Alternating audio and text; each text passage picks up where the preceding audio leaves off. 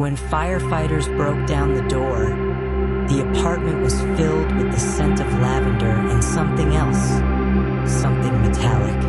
The candles were still flickering on the coffee table, untouched, and on the floor, surrounded by rose petals, was 28-year-old Emily Hayes, lifeless, posed like a scene from a romance novel or a ritual.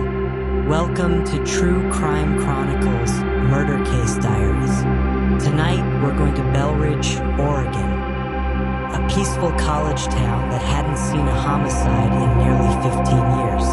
That was until February 17th, 2019, the night that shattered that silence forever. Belridge sits nestled between pine forests and fog-lined lakes, the kind of place where neighbors wave, and the corner diner knows your coffee order by heart. Emily Hayes had only lived there for 6 months. She'd moved from Austin, Texas, to start a new job as a graphic designer at a local publishing house. She was warm, funny, and adored by her coworkers. An amateur poet, lover of scented candles, and self-proclaimed hopeless romantic.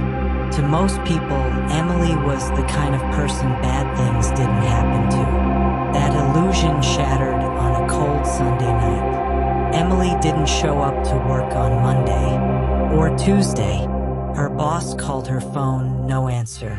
A wellness check was requested by Wednesday.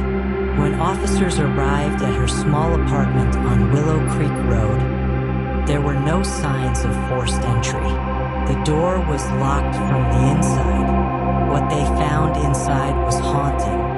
Emily was lying on her back in the middle of the living room floor. Her makeup was carefully applied.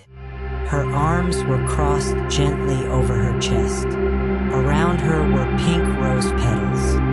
Soft jazz music was playing from a Bluetooth speaker. Candles lit the entire room. On the wall, written in what would later be confirmed as her blood, were 3 words: "Love me forever." Detectives initially considered suicide, but the wounds didn't match. Emily had been strangled with a satin ribbon. No fingerprints on it, no signs of struggle, no signs of a break-in, and that was the first twist. The killer hadn't broken in. He'd been let in.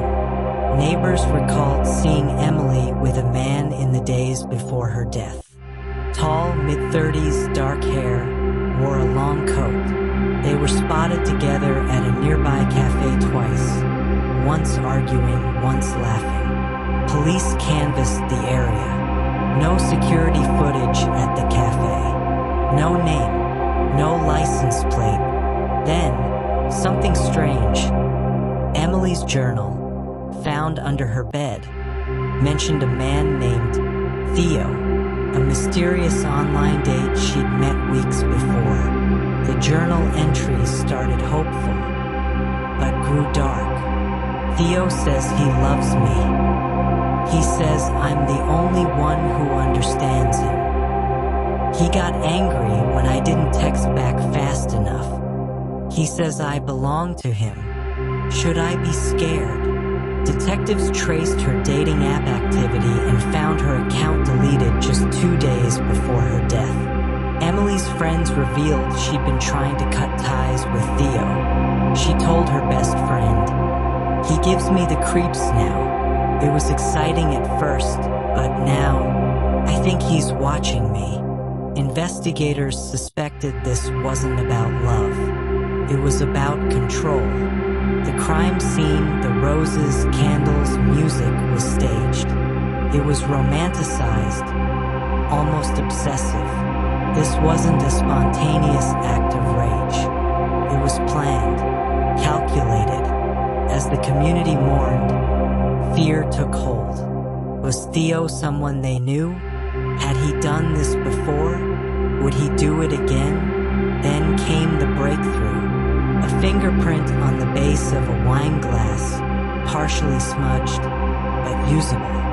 matched to a man named Theo Callan, age 36. No criminal record, but an eerie digital trail.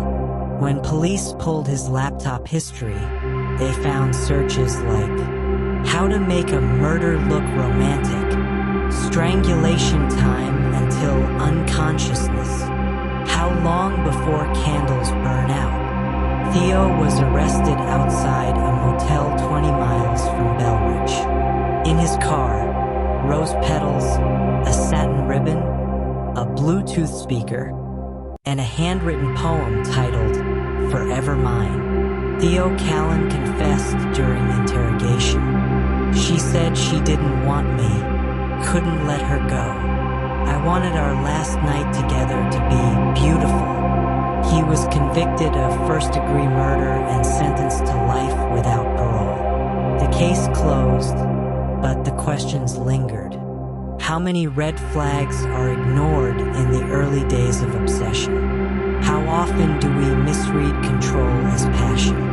Emily Hayes didn't die because she trusted the wrong person. She died because that person believed love meant ownership.